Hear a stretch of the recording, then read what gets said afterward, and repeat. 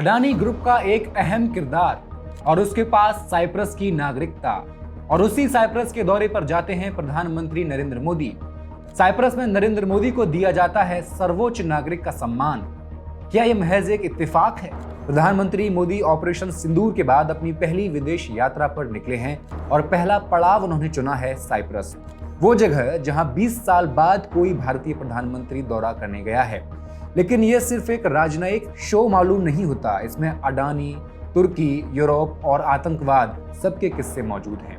Cyprus एक ऐसा देश जिसे दुनिया ने पहचाना ही नहीं और एक ऐसा विवाद जो आधी सदी से जल रहा है। 1974 में तुर्की साइप्रस के उत्तरी हिस्से पर कब्जा करता है। 1,60,000 लोग अपने घरों से उजाड़ दिए जाते हैं और तब ये द्वीप दो हिस्सों में बंट जाता है, एक आधिकारिक देश और एक ऐसा राज्य जिस पर पूरी दुनिया में सिर्फ तुर्की अपने अधिकार का दावा करता है। फिर एक दिन समुद्र के नीचे कुछ ऐसा मिल जाता है जिससे साइप्रस में दुनिया भर का इंटरेस्ट पैदा हो जाता है।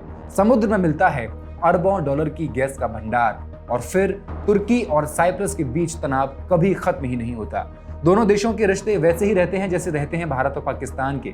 शायद इसीलिए पीएम मोदी के इस दौरे पर जानकारों का कहना है कि यह दौरा तुर्की पाकिस्तान की बढ़ती नजदीकियों का जवाब है, या फिर यह भी हो सकता है कि यह दौरा IMEC यानी Indian middle east Europe corridor में साइप्रस की अहम भूमिका के कारण महत्वपूर्ण हो, या फिर सच में कांग्रेस जो कह रही है वो भी सोचने लायक है कि जिस फंड ने अडानी की कंपनियों में $420 मिलियन लगाए और जिसके असली मालिक अमीकॉर्प जैसे ग्रुप से जुड़े हैं, वो सब साइप्रस में बैठे हैं और वहीं से सब कुछ ऑपरेट कर रहे हैं। और जब भारत सरकार इन टैक्स हेवन कंट्रीज पर कोई सख्त दबाव नहीं बनाती तो सवाल उठता है, क्यों नहीं बनाती? क्या अडानी घोटाले से जुड़ी कंपनियों का कनेक्शन साइप्रस से है?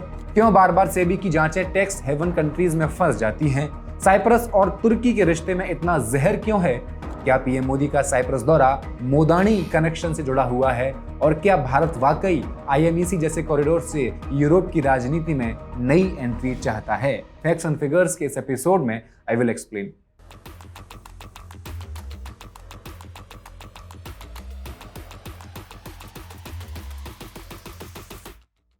नमस्कार, मैं हेमंत और आप मॉलिटिक्स देख रहे हैं। साइप्रस भूमध्य सागर का छोटा सा द्वीप जो कभी ब्रिटिश हुकूमत के अधीन रहा करता था। 1960 आते आते आजादी मिली तो उम्मीद जगी कि अब चैन और सुख होगा, शांति होगी। लेकिन आजादी के कुछ सालों में ही वहां ग्रीक और तुर्क समुदायों के बीच तनाव बढ़ने लगा और 1974 में एक घटना ने इतिहास बदल के रख दिया। ग्रीस की सेना ने साइप्रस में एक तख्ता पलट किया और इस मकसद के साथ कि साइप्रस द्वीप को ग्रीस में मिला लिया जाए। उधर तुर्की को यह कतई मंजूर नहीं था। इसी के जवाब में तुर्की ने भी अपनी सेनाएं द्वीप के अंदर भेज दी। देखते ही देखते तुर्की की सेना ने साइप्रस के उत्तरी हिस्से पर अपना कब्जा जमा लिया और द्वीप को दो हिस्सों में बांट दिया। उत्तर में तुर्की साइप्रियटस और दक्षिण में ग्रीक साइप्रियटस। उत्तर साइप्रस ने खुद को एक नया देश घोषित कर दिया। नाम रखा जाता है Turkish republic of northern Cyprus. लेकिन पूरी दुनिया में सिर्फ तुर्की ही उसे मान्यता देता है। बाकी सभी देशों की नजर में पूरा साइप्रस सिर्फ एक ही देश रहता है, रिपब्लिक ऑफ साइप्रस।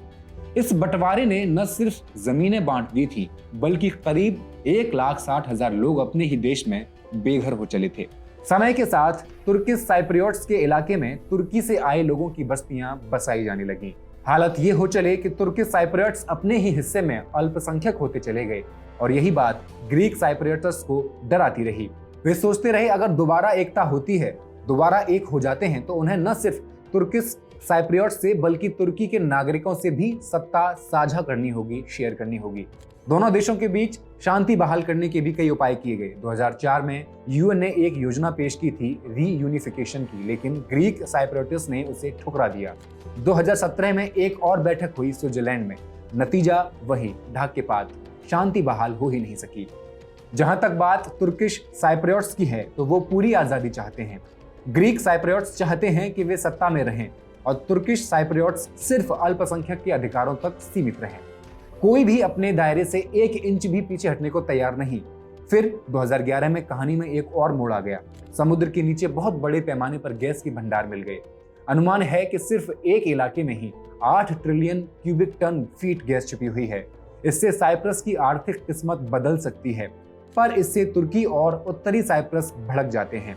उनका कहना है कि ये गैस हमारी भी है, तो वहीं अमेरिका और यूरोप ने भी साफ साफ कह दिया साइप्रस अपनी समुद्री संपत्ति पर पूरा अधिकार रखता है, तुर्की को इसमें बोलने का हक नहीं है। साइप्रस एक नक्शे में बटा द्वीप है और बंटवारा इतना गहरा है कि 50 सालों में भी कोई नेता, कोई भी समझौता, कोई भी संगठन उसे भर नहीं सका। तुर्की और साइप्रस के बीच वही विवाद है जो भारत और पाकिस्तान के बीच है, वही रिश्ते हैं। और अब प्रधानमंत्री नरेंद्र मोदी 3 देशों की यात्रा पर निकले हुए हैं, लेकिन 15 जून को वो सबसे पहले साइप्रस पहुंचे हैं। यहां से होते हुए वे कनाडा में होने वाले G7 समिट में शामिल होंगे, फिर क्रोएशिया का दौरा करेंगे। साइप्रस का दौरा कई वजहों से चर्चा में है, जिसमें सबसे अहम पहली वजह तो यह है कि करीब 20 सालों बाद कोई भारतीय प्रधानमंत्री साइप्रस पहुंचा है, जिसे एक कूटनीतिक संदेश की तरह माना जा रहा है। कूटनीति किसके खिलाफ? तुर्की के खिलाफ। पिछले महीने पाकिस्तान से 4 दिन का जो हमें मिनी वॉर देखने को मिला था, उसमें तुर्की का पाकिस्तान को सपोर्ट करना और किसी भी देश का भारत को समर्थन न देना भारत की विदेश नीति और कूटनीति पर सबसे बड़ा सवाल था। तुर्की ने साफ साफ पाकिस्तान को भारत के खिलाफ युद्ध में समर्थन देने की बात की और पाकिस्तान को हथियार भी सप्लाई किए। पाकिस्तान की तरफ से जो ड्रोन भारत की सीमाओं के भीतर भेजे गए थे वो मेड इन तुर्की थे। ऐसे में साइप्रस का दौरा करना खासतौर पर तुर्की के लिए एक बड़ा झटका हो सकता है, जो बीते कुछ सालों से पाकिस्तान के साथ अपने रिश्ते मजबूत कर रहा है। भारत और साइप्रस के रिश्तों पर विदेश मंत्रालय की ओर से जारी एक बयान में कहा गया है कि साइप्रस भारत का एक भरोसेमंद साथी है। साइप्रस ने भारत के संयुक्त राष्ट्र सुरक्षा परिषद में स्थायी सदस्य बनने के प्रयासों का हमेशा समर्थन किया है।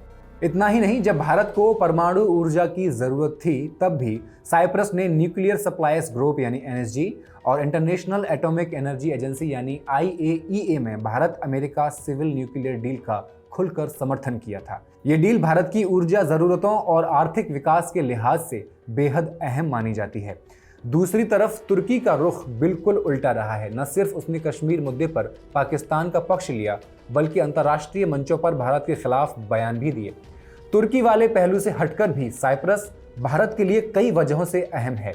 जैसा पहले बताया गया, साइप्रस ने हर मुश्किल वक्त में भारत का साथ दिया है। वो सिर्फ एक दोस्त नहीं बल्कि ऐसा साथी रहा है जिस पर भरोसा किया जा सकता है। दूसरी बड़ी वजह है साइप्रस का भूगोल। उसकी जगह ही उसे भारत के लिए रणनीतिक रूप से बेहद जरूरी बना देती है। 2026 के पहले 6 महीनों में साइप्रस यूरोपीय संघ की काउंसिल का अध्यक्ष बनने वाला है। ऐसे में जब भारत यूरोप के साथ अपने व्यापार और सुरक्षा संबंध और गहरे करने की कोशिश कर रहा है, तो साइप्रस भारत के लिए एक मजबूत साझेदार बन सकता है। लेकिन रुकिए, सब कुछ इतना क्रिस्टल क्लियर नहीं है। 16 जून को कांग्रेस ने प्रधानमंत्री मोदी की साइप्रस यात्रा पर तीखा सवाल उठाया। पार्टी ने दावा किया कि अदानी समूह से जुड़े एक बड़े घोटाले में एक अहम शख्स ऐसा है जिसके पास साइप्रस की नागरिकता है। कांग्रेस ने कहा कि इस पूरे मामले की जांच करने में सेबी को मुश्किलें इसलिए आ रही हैं क्योंकि कई टैक्स हेवन कंट्रीज से वित्तीय जानकारी साझा नहीं की जा रही है और भारत सरकार की तरफ से उन पर दबाव भी नहीं बनाया जा रहा। टैक्स हेवन कंट्रीज वही कंट्रीज होती हैं जहां दुनिया भर के देश काला धन जमा करते हैं, क्योंकि वहां उतना टैक्स नहीं वसूला जाता जितना हमारे या उनके देशों में वसूला जाता है। कांग्रेस पार्टी के जयराम रमेश ने कहा कि प्रधानमंत्री इस वक्त साइप्रस होते हुए कनाडा जा रहे हैं और अब वो हमें ये यकीन दिलाना चाहेंगे कि ये महज एक संयोग है कि मोदानी घोटाले में शामिल एक महत्वपूर्ण शख्स साइप्रस का नागरिक है। हालांकि वो नागरिक कौन है सबको पता है, विनोद अडानी की बात चल रही है। कांग्रेस का ये भी आरोप है कि साइप्रस में एक निवेश फंड है न्यू लिएना, उसने अडानी कंपनियों में करीब $420 मिलियन यानी करीब 3,500 करोड़ रुपए लगाए हैं।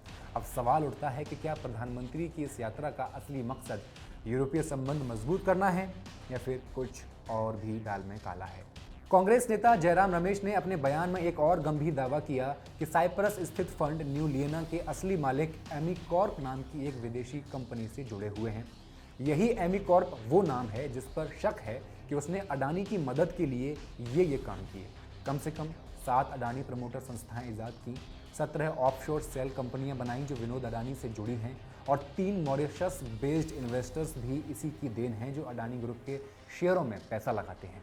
जयराम रमेश का कहना है कि ये सभी लेन देन उस जांच का हिस्सा हैं जो इस समय सेबी अडानी पर कर रही है, लेकिन इस जांच में सबसे बड़ी रुकावट यही है कि टैक्स हेवन कंट्रीज कहे जाने वाले ये देश जैसे साइप्रस और मॉरिशस ज़रूरी फाइनेंशियल जानकारियां भारत के साथ शेयर नहीं कर रहे हैं और भारत की सरकार की तरफ से भी कोई उन पर खास दबाव नहीं डाला जा रहा है। आपको याद दिला दें, अडानी ग्रुप पर इन सभी आरोपों के हमले तब तेज हुए थे जब अमेरिकी short selling firm Hindenburg research ने अपनी रिपोर्ट में अडानी ग्रुप पर धोखाधड़ी, शेयरों के दामों में हेराफेरी और फर्जी लेन देन जैसे कई गंभीर आरोप लगाए थे।